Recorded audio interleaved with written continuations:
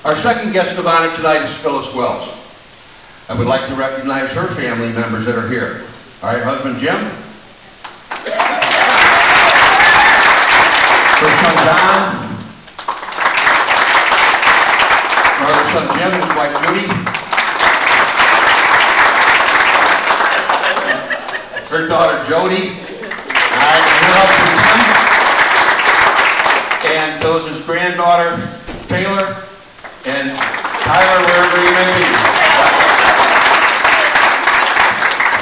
As I mentioned before, I've emceed a few retirement celebrations at the Gilbert School.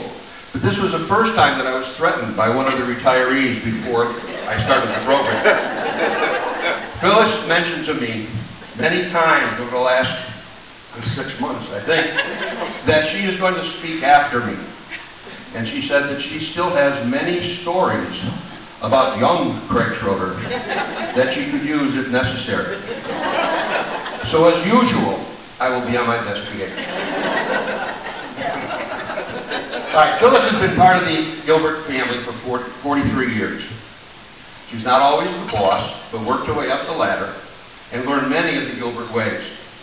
But as she did, Phyllis developed her own unique way of dealing with the students, the faculty, the staff, and even our new superintendent. One student remembers that when she was in Gilbert in the 70s, Thursdays was Chef Salad Day. So on Thursday, this student would saunter her way down to the cafeteria, get her salad, go to the register, and after paying, because back then kids used real money for their lunch, she would demand, and that's the word she used, demand her Italian dressing.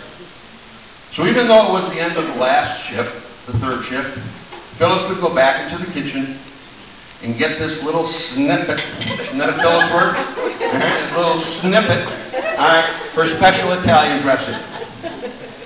Today, Phyllis and this snippet are best friends. The ex-student supplied many of the pictures for Captain's Cloud presentation and was involved with the presentation from our trustees. And the snippet is not Tom.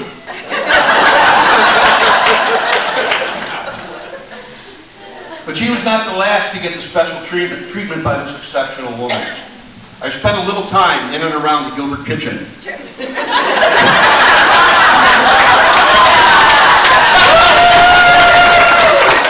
Let me try that one again. I spent a little time in and around the Gilbert kitchen over my years at Gilbert.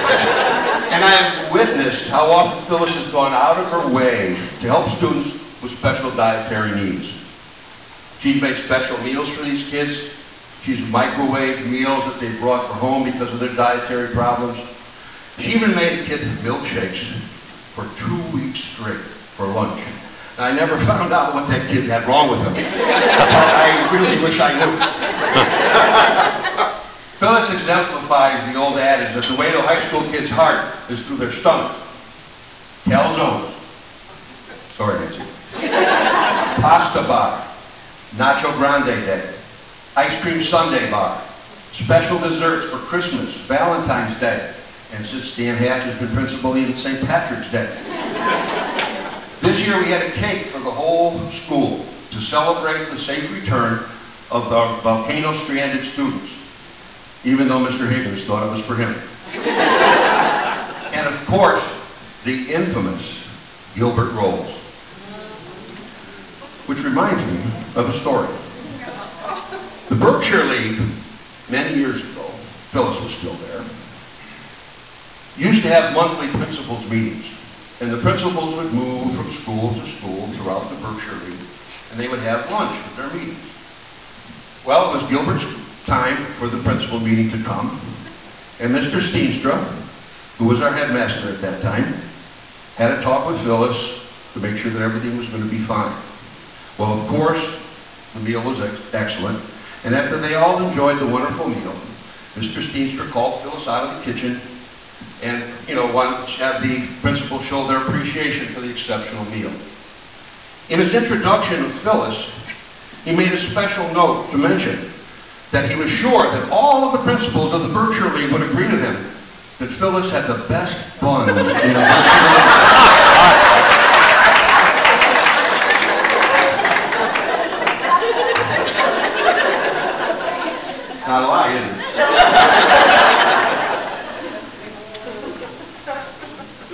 So unbeknownst to Phyllis, I entered her Gilbert funds in competition and was able to come up with an award for Phyllis.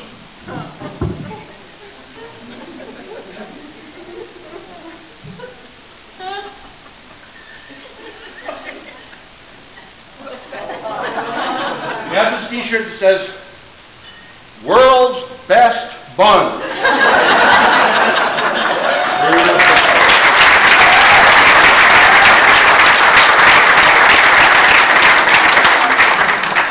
Dr. Cressy mentioned to the faculty and staff that finding a replacement for Phyllis was going to be very difficult. Can we have this person removed?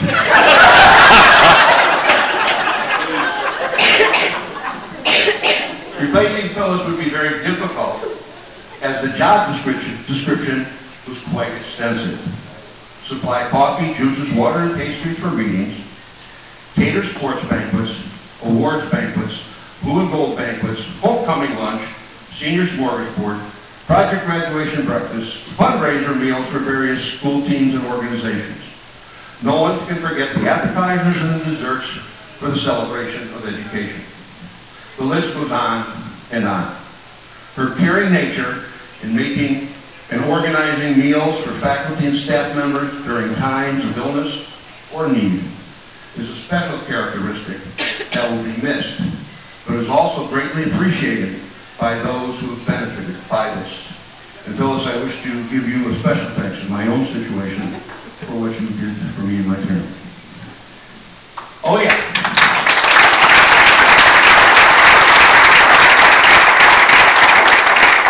Also on the job description is the task of producing a nutritious and cost-effective meal for 300 kids a day. Anybody can do that. It's the first thing that we're having difficulty with. Now this does not always get accomplished without some mishaps. I would like to mention just three. One, calzones. We already know Nancy's feeling about calzones. You have to realize that not only does Mr. Robillard look over the lunch menu the first day every month to find the days when we're going to have nacho grande, but the student body looks over the menu to find out when we're going to have calzones. But I remember, and many of the ladies here with the liaison also remember, that one lunch shift, not only was Nancy unhappy, but half the Gilbert student body was upset. The pepperoni calzones were served that day with the skins left on the pepperoni.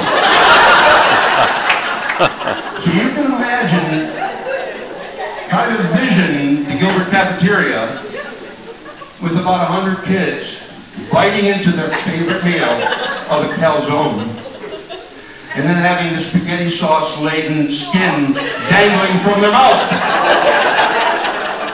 To recognize you for this accomplishment of winning Calzone Day for 100 high school students, I present you with your own permanent calzone.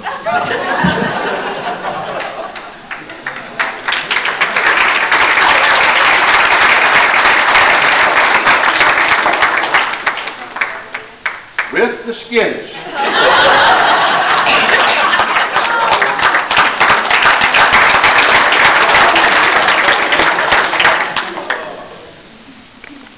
The second thought is wedding cakes. How many has Phyllis made? I can't imagine. I know that the one she made for my daughter, which was on the film, if you saw that good looking babe up there, that was my daughter, and her husband, and they're over in Thailand now.